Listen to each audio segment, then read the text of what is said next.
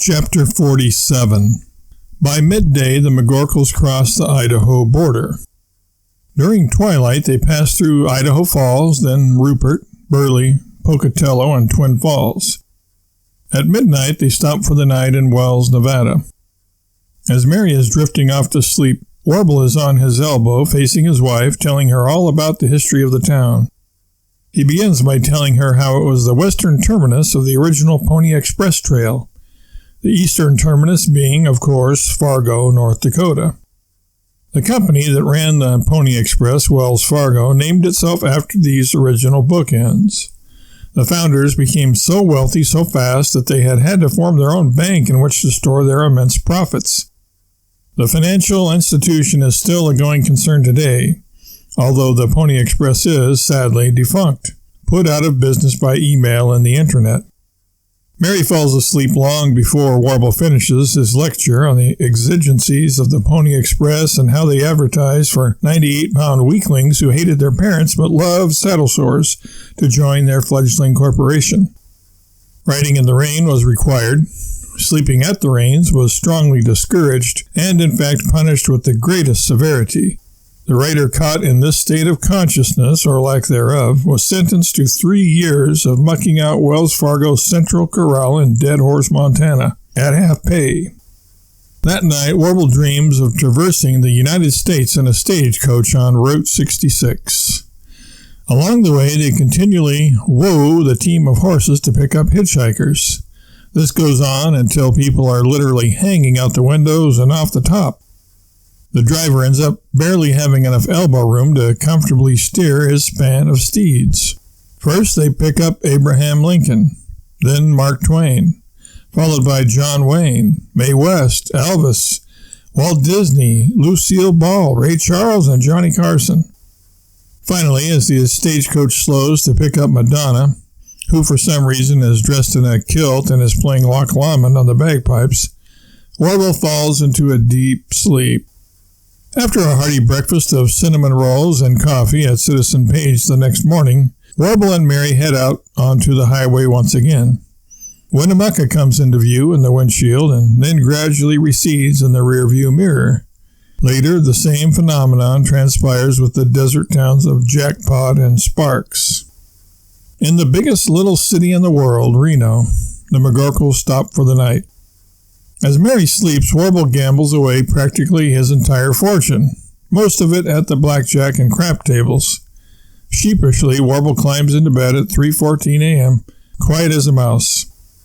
Lying in bed, Warble is so distraught over the stupid squandering of his life savings that he can't sleep. Something besides just the loss of the money, because he knows there's more where that came from, is bothering him. In a flash of enlightenment, it comes to him. He realizes that his lucky M&M has failed him.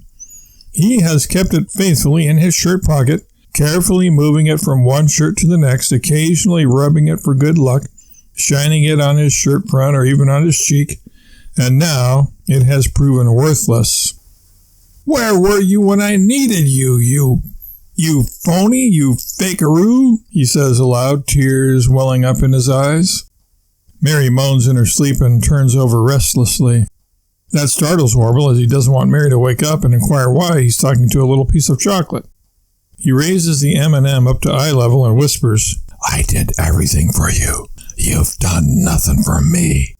Warble flings the covers back. He is angry and resolute. Warble is about to take drastic action, and there's no stopping him now. Sliding open the glass door, Warble steps out onto the veranda and, reaching his right hand back as far as he can, is about to fling the lone green M&M out into the vast voids of space. Suddenly, though, he stops, lowers his arm, opens his hand, looks at the candy with a quizzical expression on his face, rolls it back and forth in the palm of his hand, shrugs his shoulders, and pops it into his mouth. 3 crunches and a swallow later, the M&M is history. Without even brushing or flossing first, Warble climbs back into bed, fluffs up his pillow, and snuggles up to Mary. Within seconds, he is snoring like a sawmill. The next morning, Warble pretends everything is fine and that nothing is amiss, specifically their money. Of course, he will think of some new money-making venture before long, and the money won't be an issue. Once his next ship comes in, the one laden with his next fortune. To take his mind off his troubles, Warble, as soon as he and Mary get on the road, bursts out into song. California, here we come, right back where we started from. Open up your pearly gates and don't forget to pack your crate. Warble, what are you talking about? You've never been to California in your life. Haven't you ever heard of poetic license, Mary? Poets can say anything they want without fear of being sued for libel, slander, or perjury. And any time you sing, you become, while you're singing, a card-carrying, bona fide, dyed-in-the-wool, sure-as-you're-born honorary poet. Mary just rolls her eyes.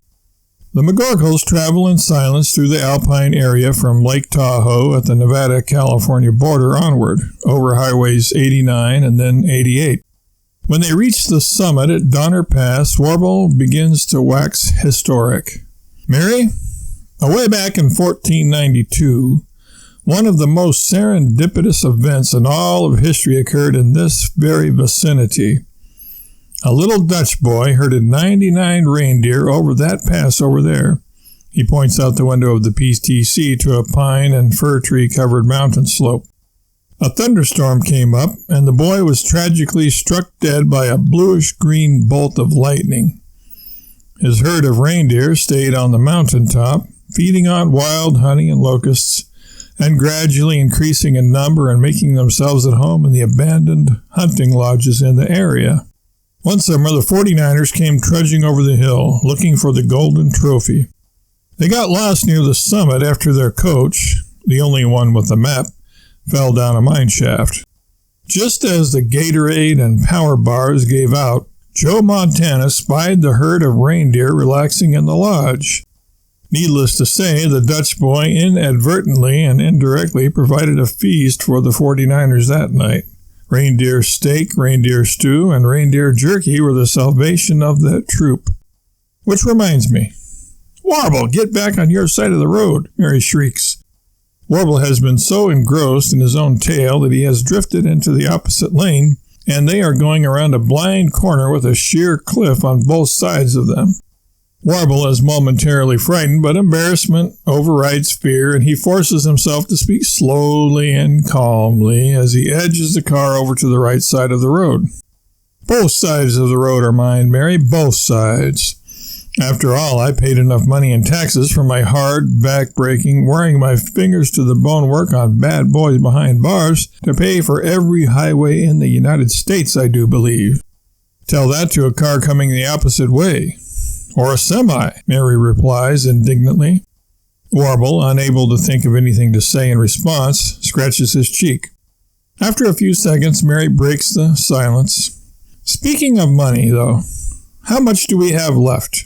Warble is struck by a sudden coughing fit.